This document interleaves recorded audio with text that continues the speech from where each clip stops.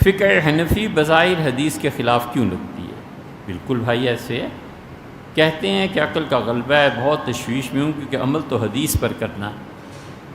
آپ نے بالکل سچ تحریر فرمایا، بڑی اچھی بات کی۔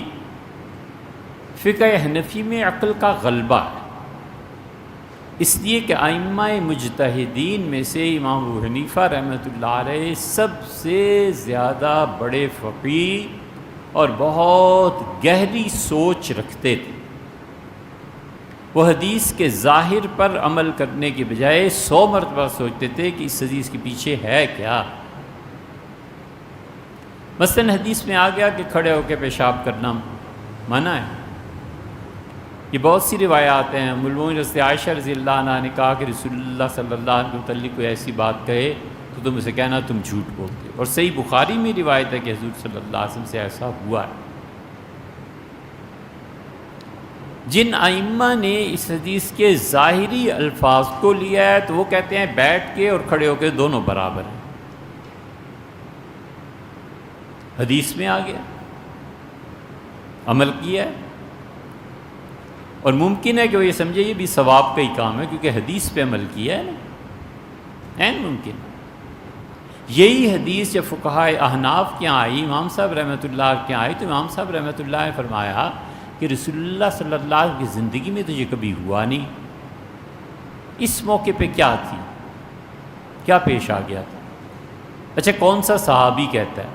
پتہ چلا کہ صحابی حضرت حذیفہ رضی اللہ عنہ ہے۔ حذیفہ رضی اللہ عنہ کے حالات دیکھے تو پتہ چلا کہ رسول اللہ صلی اللہ علیہ وسلم کے گھٹنوں میں شدید درد تھا، نہیں بیٹھ سکتے تھے، تو ضرورت پیش آ گئی تو حذیفہ رضی اللہ عنہ کو کہا کہ میرے ساتھ چلو اور کسی گندگی کے ڈھیر پہ چلو۔ وہ بڑے سیانے بڑے عقل مند آدمی تھے، انہوں نے ایک کوڑے کے ڈھیر کے اوپر رسول اللہ صلی اللہ علیہ وسلم کو کھڑا کیا کہ گھٹنے تو مڑ نہیں سکتے، شدید تکلیف ہے۔ اس حال میں رسول اللہ صلی اللہ علیہ وسلم نے اس حاجت اور اس ضرورت کو پورا کیا۔ آگے یہ بات پھیل گئی کہ حضور صلی اللہ علیہ وسلم کھڑے ہو کے ایسے کیا، بات ختم ہو گئی۔ لیکن جب حدیث میں آئی حنفیوں کے ہاں تو انہوں نے کہا اچھا اس کا مطلب یہ ہوا کہ یہ عذر میں جائز ہے، اسی لیے آپ دیکھیں پھر انہوں نے حرام نہیں کہا، حتیٰ کہ مکروہ تحریمی نہیں کہا، انہوں نے کہا مکروہ تنزیہی ہے کھڑے ہو کے پیشاب کرنا۔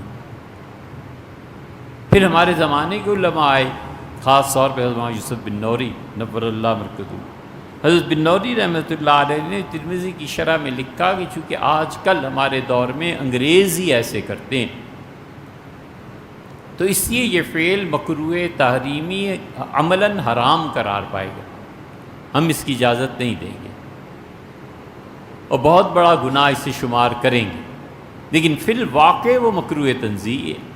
یس بن نوری نور اللہ مرکزہ کی رائے ہے جو آپ کے سامنے رکھی۔ تو حدیث جب حنفیوں کے ہاں آتی ہے تو 100 طرح سے اس کا جائزہ لیتے ہیں۔ پھر دوسری بات یہ پیش آ گئی کہ حنفی فقہا جو تھے، جب یہ پھیلی ہے حنفی فقہ تو یہ احادیث پر ایسا مقام آ گیا تھا کہ مصر کے صحابہ رضی اللہ عنہ کوئی اور فتویٰ دے رہے ہیں، مدینہ منورہ کے صحابہ رضی اللہ عنہ کوئی اور فتویٰ دے رہے ہیں، مکہ مکرمہ کے صحابہ رضی اللہ عنہ کوئی اور فتویٰ دے رہے ہیں، ہر شہر کے مفتی اور قاضی الگ الگ ہیں۔ یہ آج کا وقت تھوڑا ہی تھا، اب کون مدینہ منورہ سے سفر کر کے 1 مہینہ جائے مکہ مکرمہ اور جا کے پوچھے کہ فتویٰ یہ ہے یا یہ ہے؟ ہر جگہ صحابہ رضی اللہ عنہ کا اپنا اپنا عمل تھا، کوفہ کا اپنا عمل تھا، کوئی کس عمر میں کتنا دودھ پیے تو وہ بہن بھائی ہو جاتے۔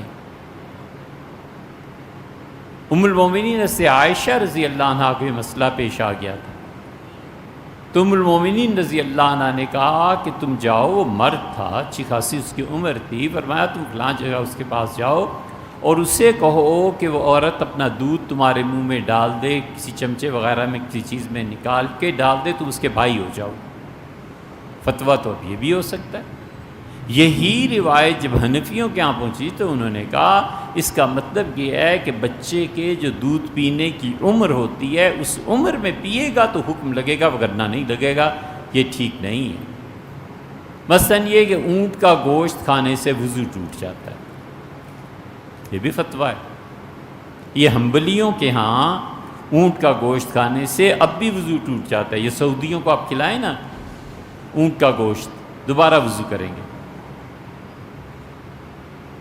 حضرت ابو ہریرہ رضی اللہ عنہ کو فتویٰ ہے اور صحیح حدیث ہے۔ گرم پانی سے وضو ہوتا ہے کہ نہیں ہوتا؟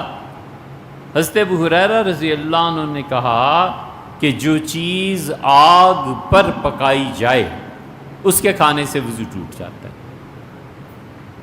یہ ان کا فتویٰ تھا۔ یہ حدیث حضرت عبداللہ ابن عباس رضی اللہ عنہ آئے تو ابو ہریرہ رضی اللہ عنہ سنا رہے تھے۔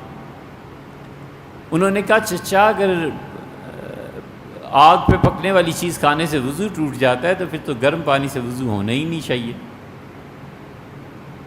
ابو ہریرہ رضی اللہ عنہ پہلے تو چپ ہو گئے، پھر انہوں نے کہا بھتیجے اگر حدیثیں سننی ہے تو آیا کرو، حجتیں کرنی ہے تو نکلو یہاں سے۔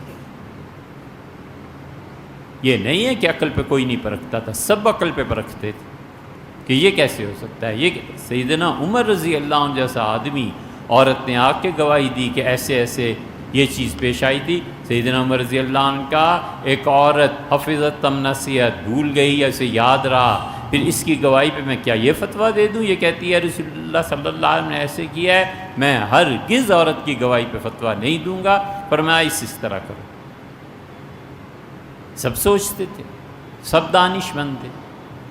ائمہ کے ساتھ تکرار اور بحث کہ حدیث آئی ہے، یہ حدیث کہیں کینسل تو نہیں ہو گئی، مثلا نماز میں رفع یدین کرنا ہے یا نہیں؟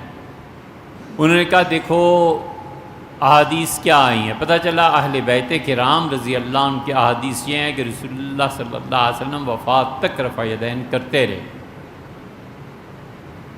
اہل تشیع نے ان احادیث کی بنیاد پر ان کی نماز کو بھی دیکھیں آپ شیعہ حضرات کی، وہ ہمیشہ ہاتھ اٹھاتے رہتے ہیں، حتیٰ کہ سلام سے پہلے بھی 3 مرتبہ ہاتھ اٹھاتے ہیں۔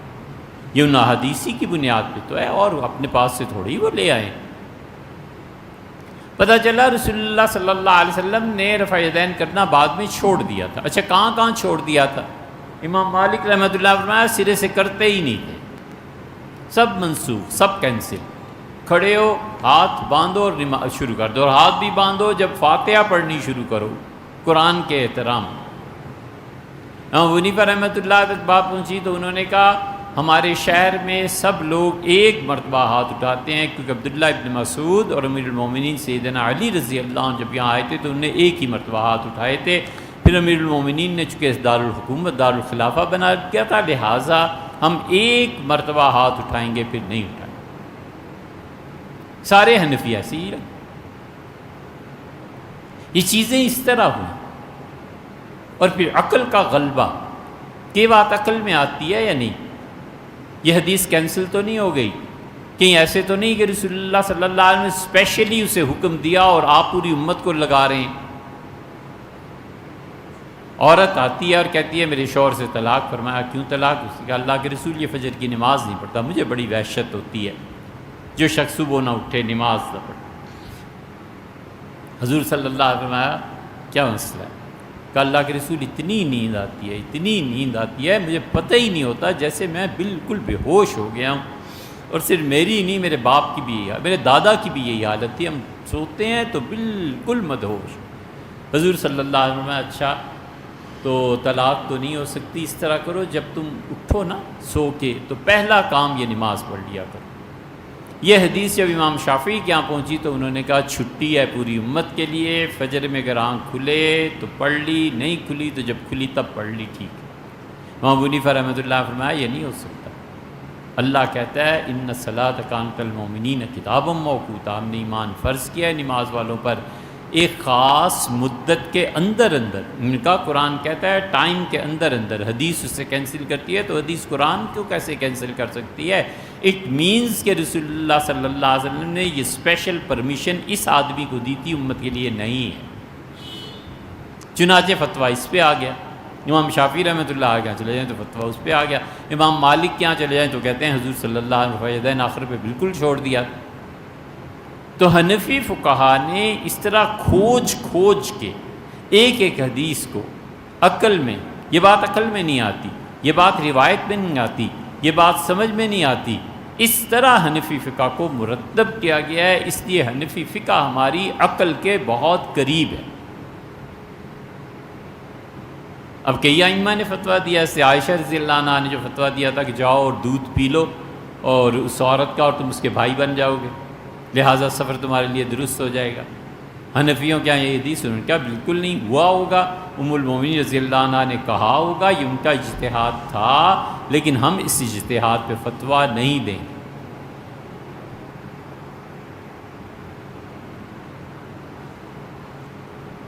اجرت کتنی دی جائے گی، کسی کا گھر کب نیلام کیا جائے گا، سود کا اطلاق کن کن چیزوں پر ہوگا، کیا حوائج اصلیہ بیسک نیڈز آف لائف کسی انسان کے پاس نہ ہوں اور وہ سود لے اور سود دے، اس کا کیا حکم ہے؟ یہ غالباً صرف حنفی فقہا کے ہاں ہے۔ وہ کہتے ہیں کہ سود لینے والا گناہ گار ہوتا ہے، سود دینے والا اس سے کم گناہ گار ہوتا ہے، اس لیے کہ سود جو دیتا ہے اپنا پیسہ دیتا ہے نا بیچارہ، اپنا پیسہ کیوں خرچ کرے، مجبوری سے خرچ کر رہا ہے، وہ کہتے ہیں کم گناہ گار۔ وہ کہتے ہیں اسی لیے اللہ نے پورے قرآن کریم میں سود کے نظام میں ان لوگوں کو رگیدا ہے اور ان پر لعنت کی ہے جو لوگ سود وصول کرتے ہیں، لوگوں کا خون چوستے ہیں۔ لیکن کیا وہ سود دے کر اپنے ہاتھ سے کوئی چیز لے سکتا ہے؟ بہت سے حنفی فقہا کہتے ہیں کہ بیسک نیڈز کو دیکھنا چاہیے۔ کیا یہ لمبا موضوع ہے؟ تو اس لیے جو آپ نے تحریر فرمایا ہے نا کہ آپ تشویش میں کہ عمل تو حدیث پہ کرنا ہے، حدیث سے ثابت ہو جائے وہ بات، اور یہ بھی ثابت ہو جائے کہ حدیث کینسل نہیں ہوئی ہے، اور یہ بھی ثابت ہو جائے کہ ہمارے زمانے کے جو حالات چل رہے ہیں یہ اس حدیث کے مطابق جا رہے ہیں، ان شرائط کے بعد اس حدیث پہ عمل ہوتا ہے، ورنہ کیسے ہو سکتا ہے؟